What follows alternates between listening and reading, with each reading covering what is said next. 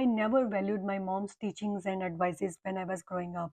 Even if she would sit down with me and try to give me some advice on my daily day to day life, how to deal with certain things or how to live my life, I would just ignore her completely, get irritated, and even walk away when she was even in the middle of the talking. So I was such a brat at that time.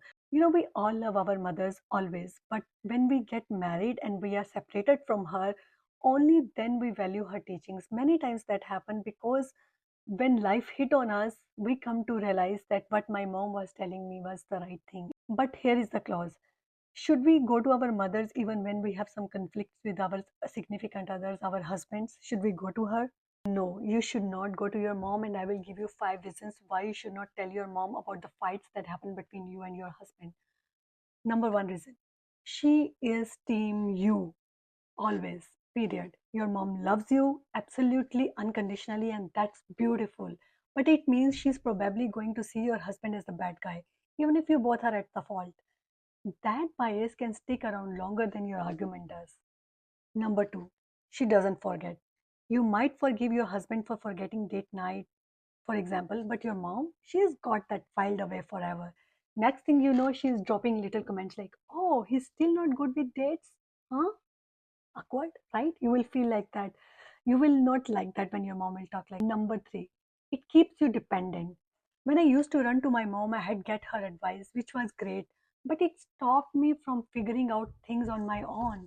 Marriage is about teamwork, and outsourcing that to mom can stall your growth as a couple. Four, things can snowball.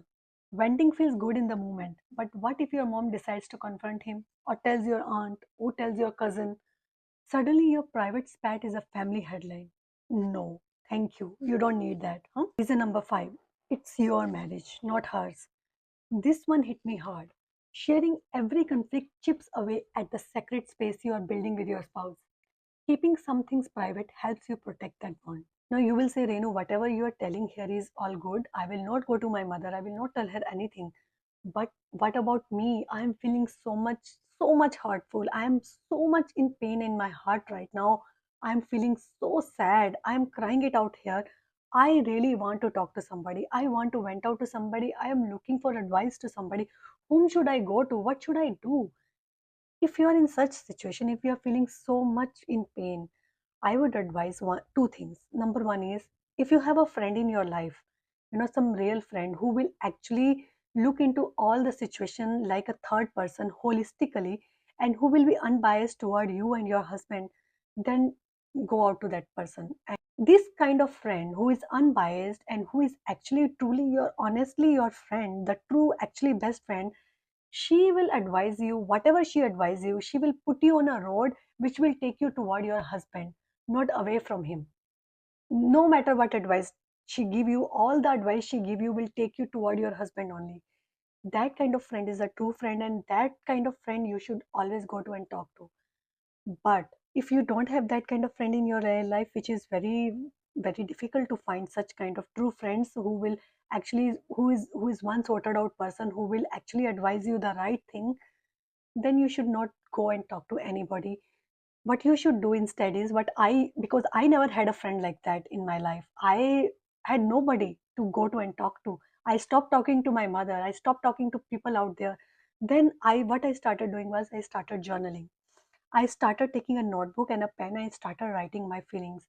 Another important advice I wanted to give you is, although I'm creating this video telling you that don't go to your mother and tell her everything, whatever the conflict happening between you and your husband, the same thing applies to your sister-in-law as well, or any other relatives in the close proximity. Never tell to them anything, although they may seem very nice, very loving, very caring, but don't go to them.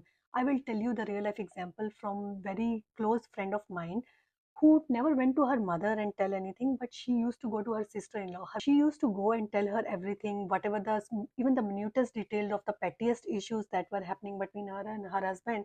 And sister-in-law seemed very loving, very caring, and very genuine, very matured person, very sorted out person. At one point, situations happened there. The sister-in-law got so angry. In that anger, she vomited out everything her this friend of mine was sharing with her, the things even she should not have told to anybody else.